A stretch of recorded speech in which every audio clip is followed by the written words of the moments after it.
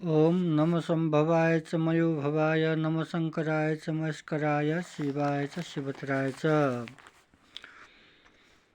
भगवान शिव पार्वतीलाई नमस्कार गर्दै अब यही वेदाङ्गको चर्चा गर्ने क्रममा निरुक्त शास्त्रको चाहिँ नि चर्चा गर्न लागेको छु।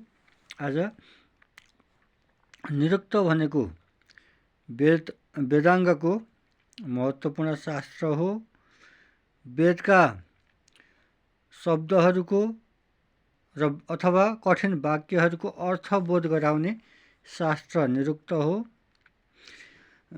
अब वेदका अङ्गहरू शिक्षा, कल्प, व्याकरण, निरुक्त, छन्द, ज्योतिष मध्ये निरुक्त एउटा हो। यसको उद्देश्य वेदमा रहेका कठिन शब्दहरूको चाहिँ नि अर्थ लगाउनु हो र यसका चाहिँ नि मुख्य रचनाकार ऋषि चाहिँ नि यास्क नाम गरेका ऋषि हुनुहुन्छ। उहाँले रचना गरेको चाहिँ नि शास्त्रमा 12वटा अध्यायहरू छन्। त्यहाँ चाहिँ नि केही श्लोकहरू यस्तो छन्, जस्तो कि एउटा दुईवटा श्लोकहरू सूत्रहरू म भन्छु यहाँ। देवो दानात् देवो दीप्ते, अर्थात् यहाँ देवताको अर्थको बारेमा बताइएको छ। देवो दानात् भनेको जो दान गर्दछ त्यो देवता हो। देवो दीप्ते जो प्रकाशमान हुन्छ, जगतलाई चाहिँ नि उज्यालो दिन्छ, त्यो देवता हो। हामीले सूर्यलाई भगवान सूर्य भन्छौँ, लोकलाई उज्यालो दिनुहुन्छ। त्यस्तै गरिकन देवो दूतनाथ, अर्थात् जो चलन गर्छ, चलायमान हुन्छ, स्थिर कुनै गति नभएको पनि देवता भएन। जो आफू चलायमान भएर लोकको रक्षा गर्दछ, जस्तो भगवान सूर्य पनि हिँड्नुहुन्छ।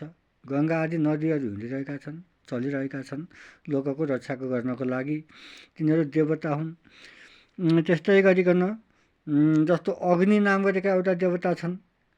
यो कसरी बन्छ भनेर व्युत्पत्ति निरुक्तमा बताइएको छ। अग धातुको अर्थ हो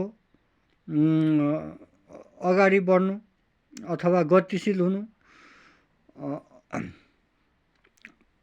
अग्नयति अर्थात् अगाडि लैजाने, अगाडि हिँड्ने क्रममा चाहिँ नि अग्नि शब्द बन्दछ।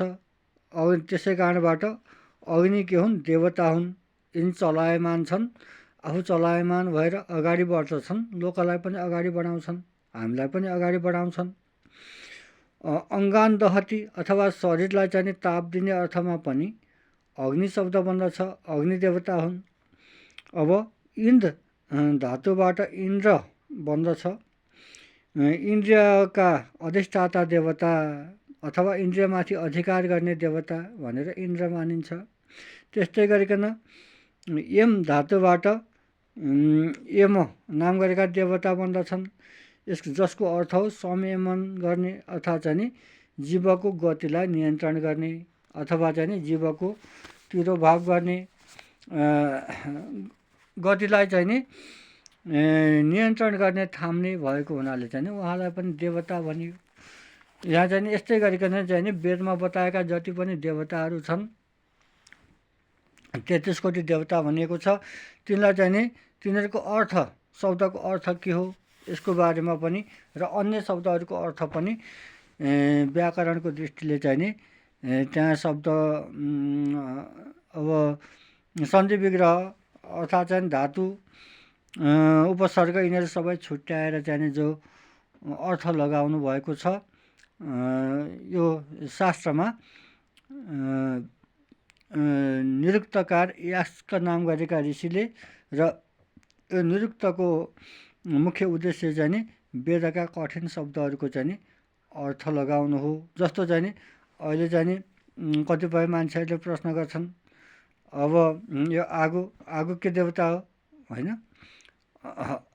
अग नयति अगाडि लैजाने, अग्निको गति पनि अगाडि हुन्छ। अग्नि नहुने हो भनेदेखि हामी अगाडि बढ्न सक्दैनौँ, त्यसै कारणबाट अग्नि देवता हुन्। अब मान्छेहरू विज्ञानले के पत्ता लगाइसक्यो, सूर्य भनेको त एउटा आगोको डल्लो रहेछ, देउता होइन भन्छन् कतिपयले। अब यही अर्थ लगाएर चाहिँ नि सूर्यलाई चाहिँ नि सूर्य गतिशील हुनुहुन्छ, लोकलाई ताप दिनुहुन्छ, लोकको रक्षा गर्नुहुन्छ। सूर्य नहुने हो भने संसारमा चाहिँ नि प्राणी जगतको सृष्टि नै हुँदैन, सृष्टि स्थिति लय नै हुँदैन। त्यसै कारणबाट सूर्य देवता हुन् इत्यादि चाहिँ नि प्रमाण, शब्दको अर्थसहित प्रमाण दिने शास्त्रलाई चाहिँ नि निरुक्त शास्त्र भनिएको छ। यो वेदको एउटा अङ्ग हो भन्ने बारेमा मैले अलिकति चर्चा गरेँ। आजलाई यति। हरि ओम तत्सत्। ओम शान्ति शान्ति शान्ति। सर्वे भवन्तु सुखिनः, सर्वे सन्तु निरामया, सर्वे भद्राणि पश्यन्तु, मा कश्चित् दुःखभाग् भवेत्।